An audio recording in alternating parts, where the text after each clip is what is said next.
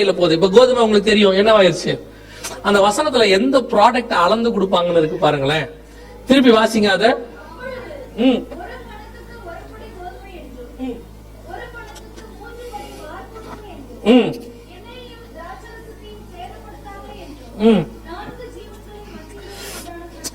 எந்த ப்ராடக்ட் அளந்து கொடுப்பாங்க?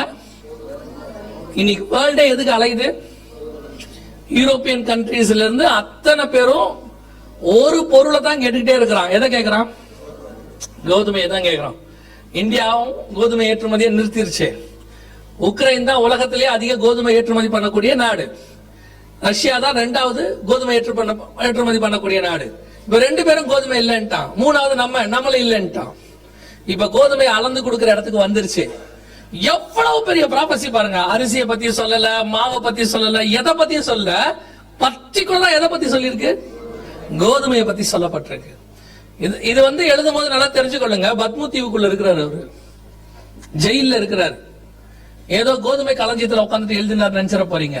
வீட் ஃபேக்டரியில உட்காந்துட்டு பத்மு தீவுல ஜெயில இருக்கும்போது இன்னைக்கு இந்த 3 ப்ராடக்ட் தான் மெயின் இம்பார்ட்டன்ட். கோதுமை கிடைக்கல, எண்ணெயும் திராட்சரசமும் கிடைக்குது, ஆனா நம்பர் 1 and 2 ப்ராடக்ட்ல இருக்குது. கர்த்தர் சொன்னபடி 3வது முத்திரையின் காலத்தில் நாம் இருக்கிறோம். இதெல்லாம் நீங்க படிச்சீங்கன்னா ஒண்ணு, தேவனை அதிகமா மகத்துவமா நீங்க மகிமைப்படுத்த தொடங்கிடுவீங்க. 2வது நீங்க ஆயத்தமாக தொடங்கிடுவீங்க. அல்லேலூயா. 4வது முத்திரை மாத்திரம் நான் சொல்லிட்டு முடிக்கிறேன். 4வது முத்திரையை வாசிங்க பாப்போம். 8வது வசனத்தை வாசி. யாராவது ஒருத்தர் உடைங்க பாப்போம். நீங்க உடைக்கிற வேகத்துல பயங்கர நம்ம டும்முன்னு உடைக்கிறது நமக்கு பயமா இருக்கு. ஒருத்தர் உடைங்க.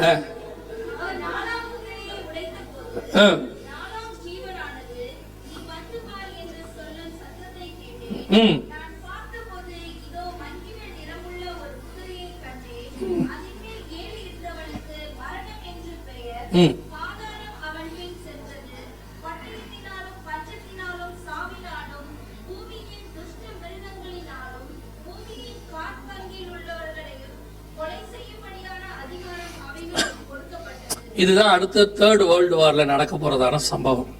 இது பஞ்சம் வரும். பஞ்சம் வரும்னா இப்போ ஆல்மோஸ்ட் நம்ம நெருங்கிட்டோம். பஞ்சத்தினுடைய உச்சத்துக்கு பூமி போகும். அதன் முடிவுல பஞ்சத்தினுடைய முடிவு எப்பவுமே யுத்தமாகத்தான் இருக்கும்.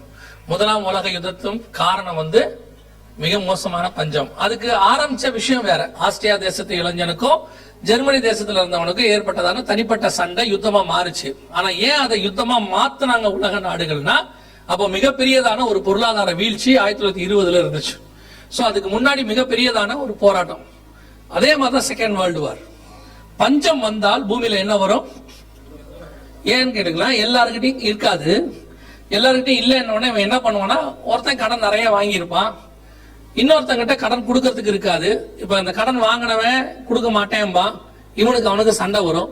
கடைசியில என்ன பண்ணுவாங்கன்னா எல்லாத்தையும் கலைச்சிட்டு புதுசா என்ன பண்ணுவாங்க, ஃபர்ஸ்ட்ல இருந்து ஆரம்பிப்பாங்க. அப்படிதான் ஆரம்பிச்சாங்க. First world war, 2nd world வார்ல அப்படிதான் ஆரம்பிச்சாங்க. ஃபர்ஸ்ட் பவுண்ட் இருந்துச்சு, அப்புறம் டாலர் வந்துச்சு. இப்ப டாலருக்கு பதிலாக யூரோ வரப்போகுது. அவ்வளவுதான் விஷயம். திருப்பி எல்லாத்தையும் இப்ப எல்லா நாடும் கடன்ல போயிருச்சு.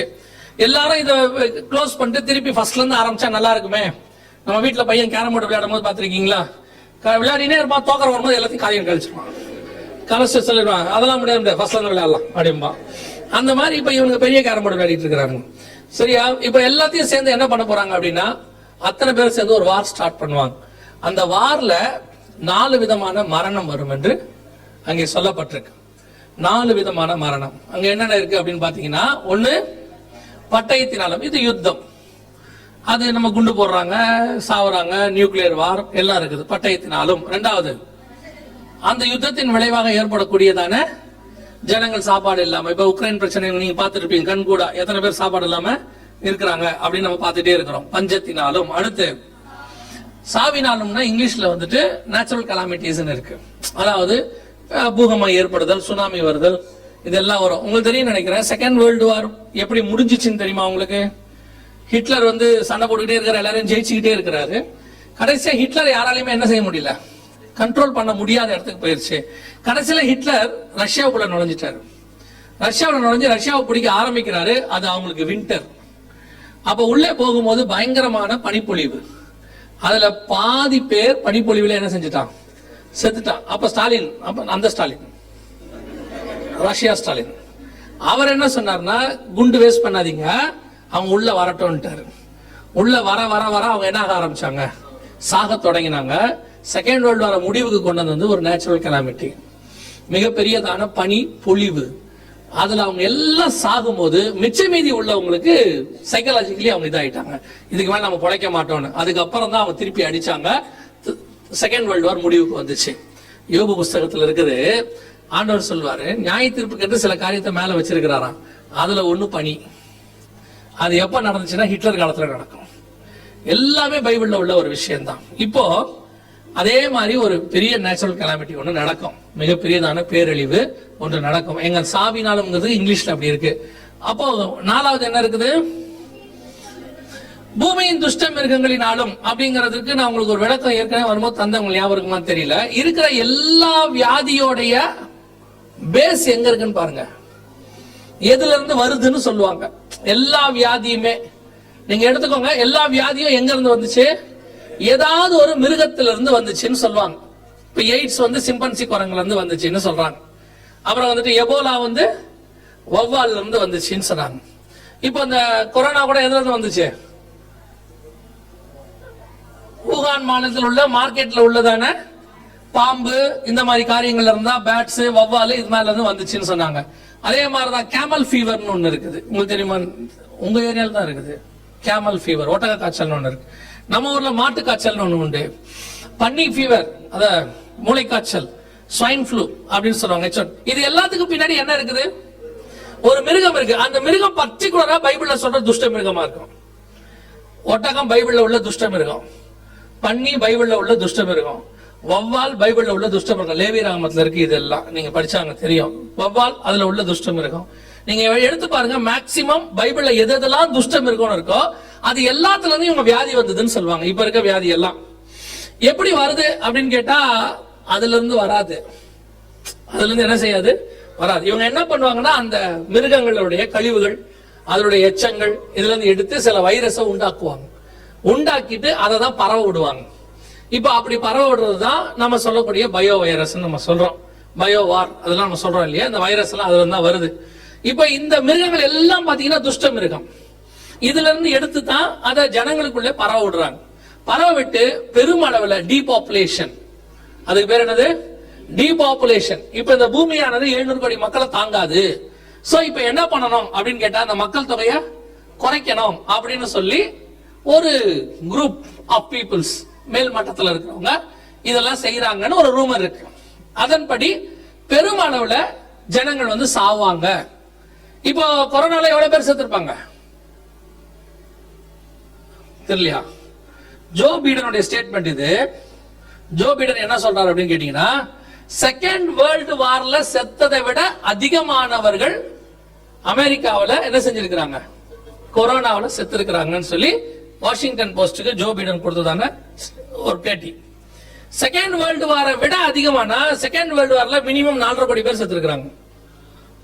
அதை விட அதிகம் அப்படின்னு கேட்டா, குறைஞ்சபட்சம் 5 கோடி பேருக்கு மேல என்ன செஞ்சிருக்கணும், ஒரு வைரஸ்னால. அதான் யோசிக்கணும், ஒரே வைரஸ். இப்ப உலகளாவிய துஷ்ட மிருகங்கள், அடுத்தடுத்த வியாதிகள் எல்லாம் ஒன்னா வரும்போது, இப்ப திடீர்னு எபோலா ஒரு பக்கம் வருது, ஒரு பக்கம் கேமல் ஃபீவர் வருது, ஒரு பக்கம் கொரோனா வருது, எல்லாம் சேர்ந்து வரும்போது என்ன ஆகும், அது வாரா மாறும். அதுலயே பயோவார் கொண்டு வருவாங்க. இது எதுவும் நான் சொல்ல, பைபிள்ல இருக்கு. துஷ்ட மிருகங்களினால் உண்டாகிற மரணத்தினால எவ்வளவு பேர் மரணமா இருக்காங்க. கொலை செய்யும்படியான அதிகாரம். கொலைனா என்ன அர்த்தம், யாராவது யாரையாவது பண்ணணும். மரணம்னா நமக்கே வர்றது, கொலைனா யாராவது யாரையாவது. அப்போ கொரோனாவை வைரஸ்னு வச்சா நீங்க கணக்கு பண்ணீங்க, கரெக்டா இருக்கும். துஷ்ட மிருகங்களினால் கொலை செய்யப்பட்டவர்களுடைய எண்ணிக்கை இன்னைக்கு வசனம் சொல்லுது, எவ்வளவு பேர் சாகணுமா, பூமியில் கால் பங்கில் உள்ளவர்கள் கொலை செய்யும்படியாக. இன்னைக்கு பூமியில உள்ளவங்கள கால் பங்குனா எவ்வளவு தெரியுமா, இன்னைக்கு லெவலுக்கு குறைஞ்சபட்சம் 150 கோடியில இருந்து 200 கோடி பேர் வரணும். இதுதான் பைபிள் சொல்லுது. கால் பங்கில் உள்ளவர்கள். இன்னைக்கு டீபாப்புலேஷன் ஆகணும் அப்படின்னா, ஒரு வைரஸோ ஒரு வாரோ வந்தா, விளாடிமிர் புதின் சொல்றாரு, நம்ம சொல்லல, அவர் சொல்றாரு, மனித சமுதாயமே அழியிற அளவுக்கு தான் அந்த வார் இருக்கும் அப்படிங்கிறார். நியூக்ளியர் வார் ஸ்டார்ட் ஆனா என்ன ஆகுமா? மனித சமுதாயமே அழியிற அளவுக்கு தான் இருக்கும். சோ பைபிள்ல சொன்ன ஒவ்வொரு விஷயமும் 100% உண்மையாய் நிறைவேறி கொண்டிருக்கிறது. நாம் அந்த நிறைவேறுகிற காலத்தில் உள்ள ஜனங்களாக இருக்கிறோம். ஒவ்வொரு தீர்க்க தரிசனமும் உரைக்கப்படுவதற்கு ஒரு காலம் உண்டு, அது நிறைவேறுவதற்கு ஒரு காலம் உண்டு. இதெல்லாம் உரைக்கப்பட்டது 2000 வருஷத்துக்கு முன்னாடி. அதுக்கு முன்னாடி 1000 வருஷத்துக்கு முன்னாடி ஏசாயா காலத்துல உரைக்கப்பட்டதெல்லாம் இயேசு காலத்துல நிறைவேறிச்சு. இயேசு காலத்துல உரைக்கப்பட்டது நம்ம காலத்துல நடக்குது. ஒண்ணு மட்டும் நிச்சயம், இயேசு காலத்திலயும் உபத்திரவம் இருந்துச்சு, அப்போஸ்தலர்களுக்கும் உபத்திரவம் இருந்துச்சு. அவர்களை அதுக்கு நடுவிலே கர்த்தர் பத்திரமாய் பாதுகாத்தார். அல்லேலூயா. அதே மாதிரி இதெல்லாம் நடக்கும். இவைகள் எல்லாம் சம்பவிக்க வேண்டியதே அடுத்தடுத்து நடக்கும், வந்துகிட்டே இருக்கும். இவைகளுக்கு நடுவுல தம்மை தேடுகிறவர்களை கர்த்தர் பத்திரமாய் பாதுகாப்பார். இதை ஏன் உங்களுக்கு சொல்றாரு அப்படின்னு கேட்டீங்கன்னா, இஸ்ரவேல் ஜனங்களுக்கு சொன்னார், எகிப்துக்கு வாதை வரப்போகுது, தலைப்பிள்ளை சாக போகுது அப்படின்னு மோசே வந்து சொன்னார். இன்னைக்கு மட்டும் மோசே சொன்னாருன்னா நம்ம சொல்லிடுவோம், மோசேக்கு எதுக்கு இந்த வேலை, இப்படி எல்லாரையும் பயமுறுத்துற மாதிரி பிரசங்கம் பண்றாரு மோசே, இப்படி எல்லாரும் சாவாங்க சாவாங்கன்னு சொல்றாரு. ஆண்டவர் சொன்னாரு, அவர் சொல்லிட்டாரு. ஆனால் இது இஸ்ரவேலுக்கு வராதுன்னு சொல்லி இருக்கிறார். அது எகிப்துக்கு தான் வரும்னு சொன்னார். யார் யாரெல்லாம் அவர் சொன்னபடி கேட்டு வாசக்கால ஆட்டுக்கு ரத்தத்தினுடைய பூசிட்டு உள்ள இருந்தானோ ஒழுங்கா, அவன் எல்லாம் தப்பிச்சுட்டான். எவன் அதுக்கு கீழ்ப்படியாம வெளியே வந்தானோ அவன் செத்தான். அவ்வளவுதான். சபையில கொடுக்கப்படுகிறதான வசனங்களுக்கு, வேதத்தில் சொல்லப்பட்டவைகளுக்கு நீங்கள் கீழ்ப்படிந்து, கர்த்தருக்கு கீழ்ப்படிந்து, அவர் வார்த்தைக்கு கீழ்ப்படிந்து இருப்பீர்களானால் நீங்கள் இதிலிருந்து இருந்து பாதுகாக்கப்படுவீர்கள். அவ்வளவுதான் விஷயமே. இது நமக்கு பயமுறுத்துறதுக்காக சொல்லப்படுறது இல்ல, எச்சரிப்புக்காக சொல்லப்படுது. என்ன எச்சரிப்பு? நீ வெளியே வந்துடாத, உன் வீட்டுல ரத்தத்தை பூசாம விட்டுறாத, இல்லைன்னா உனக்கு பிரச்சனை வந்துடும். அதுதான் எச்சரிப்பு. இப்போ அதைத்தான் உங்களுக்கு சொல்றோம். நீங்க பயமுறுன்றதுக்காக சொல்லல, இது உலகத்துக்கு ஒண்ணு வரப்போகுது, அதை தடுக்க முடியாது. அதுல இருந்து நீங்கள் தப்பிப்பதற்கான வழியை சொல்றதுதான் இது. எது வழி? இயேசு கிறிஸ்துவின் ரத்தம் பூசப்பட்ட உன்னுடைய வீட்டு, நீங்க தான் வீடு, தேவனுடைய ஆலயம். உங்களுக்குள்ள அது வராதபடி உங்களை பத்திரமாய் பாதுகாத்துக் கொள்றதுக்கான வழி. அல்லேலூயா. வெகு சீக்கிரத்துல ஆண்டவர் வர போறாரு. அவர் வரதுக்கு முன்னாடி சம்பவிக்கும்னு சொன்ன இந்த காரியங்கள் எல்லாம் நடந்துகிட்டே இருக்குது. இவைகள் எல்லாம் சம்பவிக்க வேண்டியதே நடக்கும். சம்பவிக்க தொடங்கும் போது நம்ம மீட்கும்படி நம்முடைய ஆண்டவர் வரப்போகிறார். அல்லேலூயா. நான் இந்த வருகையில போகணும், இந்த மாதிரி உபத்திரவங்கள்ல நான் சிக்கிக்கொள்ள கூடாது. நான் என்ன செய்யணும் அப்படின்னு கேட்டீங்கன்னா, மிக முக்கியமான ஒரு சில காரியங்கள் இருக்கு. அதை மாத்திரம் சொல்லிட்டு நான் முடிக்க விரும்புகிறேன். முதலாவதாக, இயேசு கிறிஸ்துவின் ரத்தத்தினாலே பாவ மன்னிப்பின் நிச்சயத்தை பெற்றிருக்க வேண்டும். இயேசு என் பாவத்தை மன்னிச்சாருங்கிற நிச்சயம் இருக்கணும். அதுக்கு நான் என்னங்க செய்யணும்? ஒண்ணுமே செய்ய வேணாம். இயேசுவே என் உள்ளத்தில் வாரும், என் பாவத்தை மன்னியும், உம்முடைய பிள்ளையை என்னை ஏற்றுக்கொள்ளும். இருதயத்தின் ஆழத்திலிருந்து நீங்க சொன்னா போதும். நீங்க அதை சொன்னீங்கன்னா ரட்சிப்பு உங்களுக்குள் வரும். அது ரட்சிக்கப்பட்டீங்கன்னா உங்களுக்குள்ள ஒரு சந்தோஷம் வரும். அதற்கு பேரு ரட்சண்ய சந்தோஷம்னு பேரு. அது வந்துருச்சுன்னா ஆண்டவர் நம்முடைய பாவங்களை மன்னிச்சுட்டாரு அப்படின்னு அர்த்தம். ஒரு சிலருக்கு என்ன எண்ணம் அப்படின்னு கேட்டீங்கன்னா, நான் ரொம்ப நாளா கிறிஸ்டின், 3 தலைமுறை கிறிஸ்டின், 4 தலைமுறை கிறிஸ்டின், பரம்பரை கிறிஸ்டியன், நாங்களும் ரட்சிக்கப்படணுமா அப்படின்னு கேட்டீங்கன்னா, கண்டிப்பாக ரட்சிக்கப்படணும். தாயின் கருவிலே உருவாக்கும் போதே நம்ம பாவத்துல என்ன செஞ்சிருக்கிறோம்? உருவாயிருக்கிறோம். நீங்க யாரா இருந்தாலும் சரி, ஒருவர் ஊழியக்காரன் குடும்பத்துல பிறந்திருந்தாலும் சரி, இல்ல ஒரு ஊழியக்காரர் திருமணம் பண்ணவங்களா இருந்தாலும் சரி, நீங்கள் ரட்சிக்கப்பட்ட அனுபவத்துக்குள்ள இருக்கிறீங்களான்னு பார்க்கணும். இயேசு என் பாவத்தை மன்னிச்சாருங்கிற நிச்சயம் இருக்குதா? அந்த நிச்சயம் இருந்துட்டா போதும். அதான் ஃபர்ஸ்ட். இயேசு விரும்பினது மத மாற்றம் அல்ல, இயேசு விரும்பினது மனமாற்றம் மட்டும்தான். நீங்க பேரையும் மாத்த வேண்டாம், ஊரையும் மாத்த வேண்டாம். நீங்க மாத்த வேண்டியது மனசு மட்டும். இயேசுவே என் உள்ளத்தில் வாரும், என் பாவத்தை மன்னியும். 2வது, பிதா குமாரன் பரிசுத்தாவின் நாமத்தினாலே தண்ணீரிலே மூழ்கி ஞானஸ்நானம் எடுக்கணும். ஞானஸ்நானம் எடுக்காம வருகையில போகவே முடியாது. ஒருவன் ஜலத்தினாலும் ஆவியினாலும் பிறவாவிடில் பரலோக ராஜ்யத்துள் பிரவேசிக்க முடியாது. கடைசி காலத்துல சில ஞானஸ்நானம் எடுக்க மாட்டேன், அதெல்லாம் தேவையில்லை அப்படின்லாம் கேட்டுக்கிட்டு இருக்கிறாங்க. இயேசு ஞானஸ்நானம் எடுத்திருக்கிறாரு, நம்ம கண்டிப்பாக எடுக்கிறோம். ஞானஸ்நானத்துக்கு பின்னாடி பெரிய விஷயம் இருக்கு. நீங்க ஞானஸ்நானத்தின் மூலமாக நீங்கள் ஒரு அறிக்கையை உலகத்துக்கும் பரலோகத்திற்கும் பாதாளத்துக்கும் கொடுக்குறீங்க. என் பழைய மனுஷன் மறிச்சுட்டான், நான் புது மனுஷனாக எழும்புகிறேன், பழையவைகள் எல்லாம் ஒளிந்து போயின, எல்லாம் புதிதாயின அப்படிங்கறத நீங்க பரலோகத்திற்கும் மனுஷருக்கு முன்பாக பிசாசுகளுக்கு முன்பாக அறிக்கை பண்றீங்க. அன்னில இருந்து நீங்க புது சிருஷ்டியை மாற்றப்படுறீங்க. அதற்கான ஒரு அடையாளம் தான் ஞானஸ்நானம். இது சடங்காச்சாரம் இல்லை. இப்போ ஒருத்தர் உங்களுக்கு ஒரு விஷயத்தை விற்கிறாரு, நீங்க வாங்குறீங்க, ஆனா நடுவுல ஒண்ணு எழுதுறீங்க. என்ன எழுதுறீங்க? பத்திரம்னு ஒண்ணு எழுதுறீங்க. ஏன் எழுதுறீங்க? அத அவர் கொடுக்குறாரு, நான் வாங்குறேன், நாங்க 2 பேரும் நல்லவங்க தான், நீங்க 2 பேரும் நல்லவங்க தான். ஆனாலும் கவர்மெண்ட்டுக்கு என்ன தேவைப்படுது? பத்திரம் தேவைப்படுது. நாளைக்கு உன் சந்ததிகளுக்கு என்ன தேவைப்படுது? பத்திரம் தேவைப்படுது. அதே மாதிரி தான் ஞானஸ்தானமும் கூட. நீங்கள் உலகத்துக்கு முன்பாக அறிக்கை பண்ண வேண்டியது அவசியமாக இருக்கிறது, சாட்சி கொடுக்க வேண்டியது அவசியமாக இருக்கு. 3வது எபேசியர் 4:30 சொல்லுது, மீட்கப்படும் நாளுக்கென்று முத்திரையான பரிசுத்த ஆவியை துக்கப்படுத்தாதருங்கள். மீட்கப்படும் நாளுக்கென்று முத்திரை பரிசுத்தாவின் அபிஷேகம். கண்டிப்பாக பரிசுத்த ஆவியானவரை பெற்றுக்கொள்ளணும். கொஞ்சம் பேர் கேட்கிறாங்க, பரிசுத்த ஆவியானவர் ஒருத்தர் இருக்கிறதுனால தானே ரட்சிக்கவே பட்டேன், இல்ல நான் இன்னும் பரிசுத்த ஆவி பெறதுனா என்ன? 100% உண்மை. பரிசுத்த ஆவியானவர் ஒருத்தர் இருந்ததுனால தான் நீங்க சபைக்குள்ளேயே வந்தீங்க. அவர் தான் உங்களை தள்ளி கொண்டு வந்து உட்கார வச்சிருக்கிறார். இங்க இருக்கிற நீங்க யாருமே ஆக்சிடென்டா கிடையாது, எதேச்சியா உள்ள வரல. அவங்க கூப்பிட்டாங்க, நான் வந்தேன். இல்ல, நீ தேவனால் முன்குறிக்கப்பட்டவன். பரிசுத்த ஆவியானவர் தான் உன்னை கொண்டு நீங்க உட்கார வச்சிருக்கிறார். அதுல எந்த மாற்று கருத்தும் இல்ல. அது இன்னைக்குன்னு உங்களை குறிச்சதுனால நீங்க அவங்களோட வந்திருக்கிறீங்க, அவ்வளவுதான். ஆனால் வெளியே இருக்கிற ஆவியானவர் உனக்குள்ளே வரணும். வெளியிருந்து உன்னை நடத்தின ஆவியானவர் உங்களுக்குள்ளே வந்து உங்களை உள்ளே மாத்துவார். புரியுதா? பாவத்தை குறித்தும் நீதியை குறித்தும் நியாய தீர்ப்பு குறித்தும் கண்டித்து உணர்த்தி உங்களை தேவனுக்கு ஏற்ற மனவாட்டியை மாத்துவார். அவர் உள்ளே வர்றதுக்கு பேர் தான் அபிஷேகம். வெளியிருந்து நடத்தி நீங்க சபைக்கு வந்தீங்க, சபையிலிருந்து பரலோகத்துக்கு போகணும்னா அவர் உள்ள வரணும். அல்லேலூயா. இது 3வது. அபிஷேகம் பெறாதவங்க அபிஷேகம் பெற்றுக்கொள்ளுங்க. உங்க சபையில் இருக்கிற அபிஷேக கூட்டத்தில் கலந்து கொள்ளுங்க. அப்படி இல்லைன்னா நீங்க முழங்கால் படிக்கிட்டு ஜெபம் பண்ணலாம். வாஞ்சியம் தவணமுள்ள ஆத்துமாக்களை கர்த்தர் என்ன செய்யறாரு? நிரப்புகிறார். 4வது ரொம்ப முக்கியம், வேறுபாடு உள்ள வாழ்க்கை, டிஃபரன்சியேஷன் லைஃப். உங்களுக்கு உலகத்துக்கு என்ன இருக்கணும்? வித்தியாசம் இருக்கணும். உலகம் வேறு, சபை வேறு, நம்ம வேற. உலகத்திலிருந்து கர்த்தர் வேறு பிரிச்சு உங்களை சபைக்குள்ள கொண்டாந்துருக்கிறார். எதுக்காக? உலகத்துக்கு உங்களை மாடலாக வைப்பதற்கு. பரலோகத்துக்குரியவர்கள் எப்படி இருப்பார்கள் என்று உங்களை வைத்து காட்டுவதற்கு தான் கர்த்தர் உங்களை சபைக்குள்ள கொண்டாந்துருக்கிறார். நீங்க என்ன விரும்புறீங்கன்னா, நான் உலகத்தார போல இருக்கணும்னு விரும்புறீங்க, அவன மாதிரியே இருக்கணும். இல்ல, நீங்க உலகத்தின் சாயலிலிருந்து வேறு பிரிக்கப்பட்டு பரலோகத்தின் சாயலுக்காக கொண்டு வரப்பட்டீர்கள். அதான் வசனம் ரோமர் 8:29 சொல்லுது, குமாரனின் சாயலுக்கு ஒப்பாயிருக்கும்படி தேவன் எவர்களை முன்னறிந்தாரோ அவர்களை தேவன் அழைத்திருக்கிறார். இப்ப நாமெல்லாம் அதுக்குதான் இங்க வந்திருக்கிறோம். சோ நீங்க உலகத்தின் சாயலை விட்டு குமாரனின் சாயலுக்கு மாறணும். உலகம் மரணத்துக்குரியது, உலகம் அனித்தியமானது, காணுகிறவைகள் எல்லாம் அனித்தியமானவைகள். ஆனால் பரலோகம் நித்தியமானது. அந்த நித்தியத்துக்கு உங்களை கர்த்தர் ஆயத்தம் பண்ணுவார். சபைக்குள்ள உலகம் வரவே கூடாது. நீங்க உலகத்தை சபைக்குள்ள கொண்டாந்து அங்க இருக்கிற மாதிரி இங்க இருக்கணும். சில சபைகள் அதை செய்யறாங்க, செஞ்சுட்டு போட்டாது அவங்க இஷ்டம்.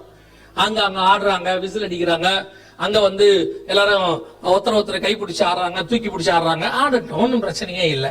மலைக்கு கீழே இஸ்ரவேல் ஜனங்கள் அப்படித்தான் ஆடிக்கிட்டு இருந்தாங்க. வாதை வந்தது. மலைக்கு மேல இருக்கிறவனுக்கு ஆட்டம் கிடையாது, மலைக்கு மேல இருக்கிறவனுக்கு எதுவும் கிடையாது. அவன் தேவனோடு கூட பேசி கொண்டிருப்பான். எந்த சபை மலைக்கு மேல இருக்குதோ அது தேவனோடு கூட இருக்கும். மலைக்கு கீழே இருக்கிறவன் தான் ஆடிக்கிட்டு இருப்பான். கீழே இருக்கிறவன் ஆடட்டும், அவன் ஆட்டத்தை கர்த்தர் ஒரு நாள் நிறுத்துவார். மேல இருக்கிற உன்னையும் என்னையும் மேகத்துக்குள்ளே கர்த்தர் கொண்டு போவார்.